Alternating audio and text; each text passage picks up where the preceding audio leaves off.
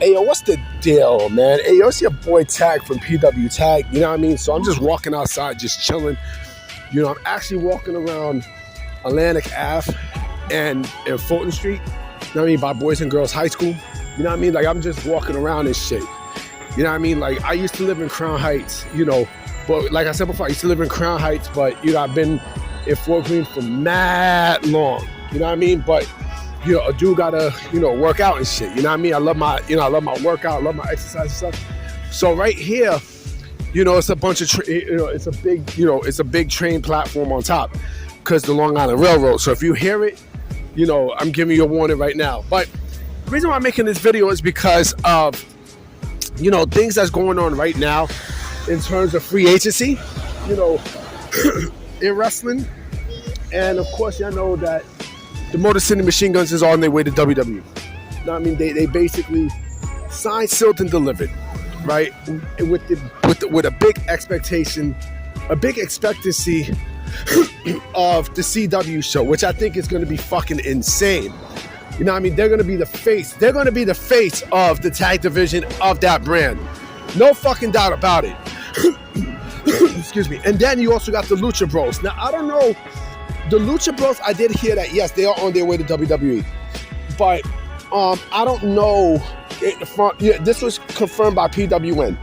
But I don't know if they're going to be on the main roster or they're going to be on NXT. I would assume the main roster because, you know, if you're going to bring in the Motor City Machine Guns, right, then you don't want to overshadow. You really don't want to overshadow. You don't want to overshadow, you know, that debut. I think my personal opinion is I think the Motor City Machine Guns, the Lucha Bros should debut at Survivor Series. That's my opinion. I think they should debut at Survivor Series. Now, against who? I don't know. I truly, honestly, I don't know. I don't know what you do with, you know, how do you debut them and stuff. But to me, you want to debut a team like that in a big space. And Survivor Series is the biggest stage that you could do that in my personal opinion, when they go to Canada, right? So, you know, and then also we heard about Daniel Garcia. Now, this is the big one, right? This is the big one. Because I heard Dave Meltzer a couple, like maybe 2 weeks ago, last week or 2 weeks ago, say that, you know, Daniel Garcia is signed, sealed, and delivered. Like the feeling in WWE, just according to Meltzer, is that Daniel Garcia is staying with AEW, right? We heard two reports. We heard that, and we also heard about how WWE did not like the contracts that was given to both Swerve and Daniel Garcia because it goes outside the market value. And then yesterday, you know, last night, you know, there was a report from Fightful saying that, you know, as of yesterday, Daniel Garcia has still not signed his contract with AEW.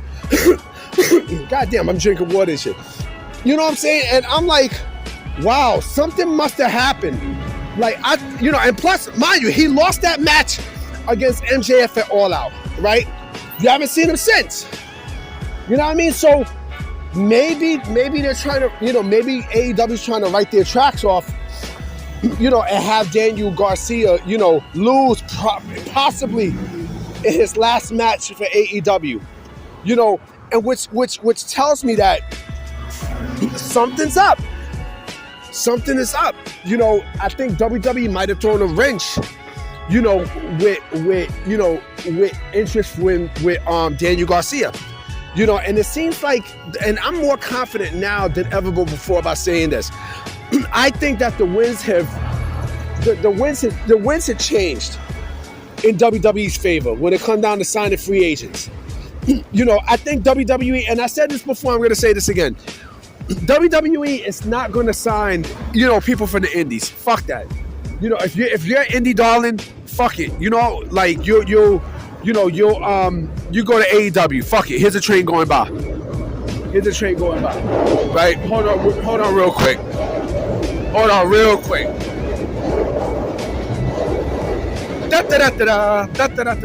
But, you know, their mindset is fuck it. if you're indie darling, fuck it. You know, you go to AEW. And I know someone's gonna say, oh, what about Jacob Fatu and shit? Jacob Fatu is a different situation. That dude he's special. That dude he's a future WWE champion. No doubt about it. And I think WWE's mindset with signing, you know, these indie people, that shit came from, that shit came from them getting burned by, you know, Camille. You know what I mean? Them getting burned by, you know, the Camille signing from AEW. You know, to AEW. You know, so they're like, fuck it. You know, we don't want to deal with, you know, with the indie people no more. Fuck it. Now we're just going to focus on TNA and AEW. TNA and AEW. And I think that's a smart move. But I now think that the winds have changed in regards to free agents, you know, going to WWE. I think it's now clear in their direction, especially with NXT.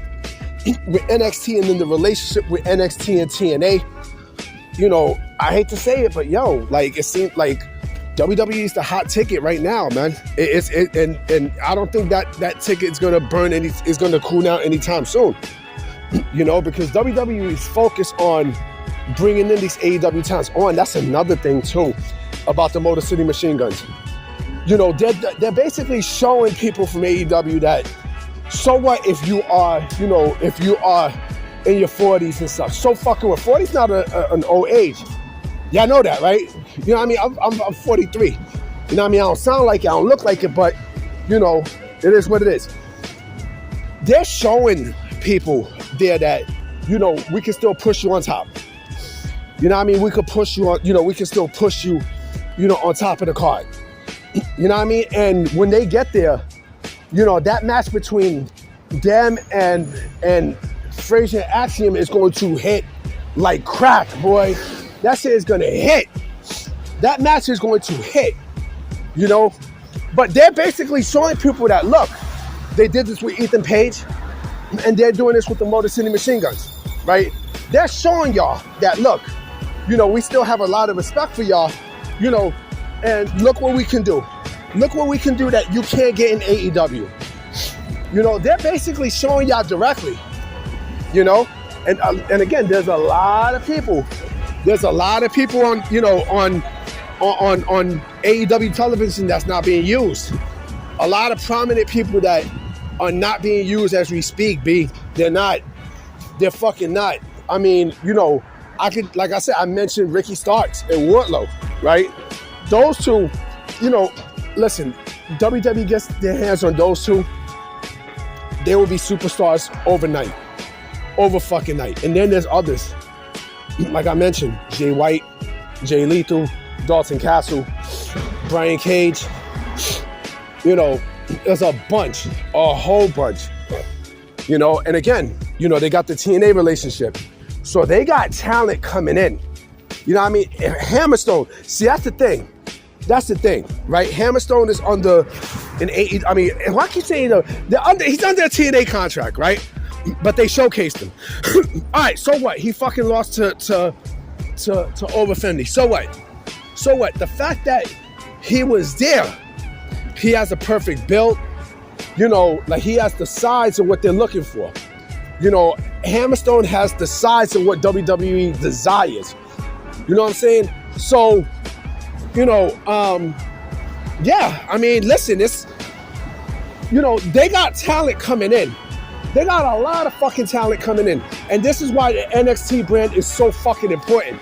Like I said, it's developmental, but it's not really developmental. They're trying to make this into an official third brand. When everyone signs, right, unless you are a big name, you're automatically going to NXT. Makes fucking sense. It makes too much fucking sense. Too much. You know, and I'm excited for it. You know what I'm saying? But I don't know who the fuck wants to sign with AEW at this point, knowing that you're not going to be pushed. You know, I mean, listen, Bobby Lashley wants to go. Have fun. Have fucking fun. If you want to go, you know, where you're not being pushed, have fun.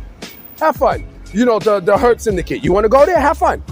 Have fun. You know what I'm saying? Like, look at Ricochet. Now, I mean, look at Ricochet. Look at, you know, already he's fucking mid. Already. And oh yeah, that's another thing I forgot to bring up too. How the fuck do I forget that? there are also day ones in AEW that is looking for a fresh way out. When I mean fresh way out, I mean, Britt Baker, right? Britt Baker. I think she's done. I think Britt Baker is good as gone. Now, I mean, she hasn't been seen or heard from since the match with the Redbone, Mercedes, right? And then there's another person too. I don't know if y'all noticed, but Sammy Guevara was on Dynamite on Wednesday, right? It's funny that, he was there when she wasn't there. I'm just throwing it out there. Hold on, Trey, hold on.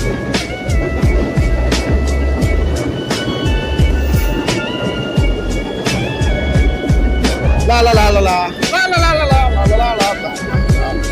Yeah, sorry about that. Sammy Guevara, right? This is apparently his last chance. You know what I'm saying? This is his last chance. This nigga's stuck in fucking Ring of Honor, man. He's stuck in career purgatory, man. You know what I mean? I don't see him staying there. I now don't think that, Tony Khan puts him in a situation now where he's gonna use him as a star. I don't think so.